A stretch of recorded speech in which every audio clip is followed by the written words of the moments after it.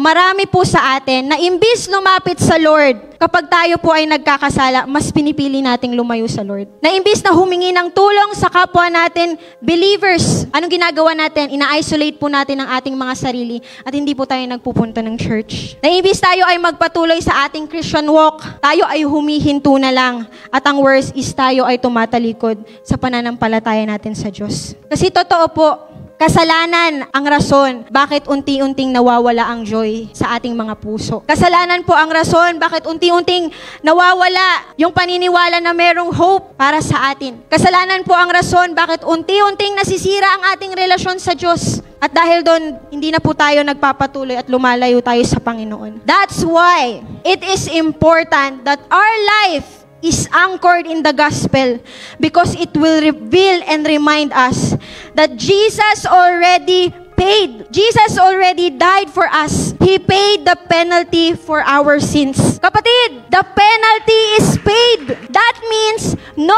accusation or condemnation can stand against us in the throne room of God. Kaya po sabi sa Romans 8 verse 1, therefore, there is now no condemnation for those who are in Christ Jesus.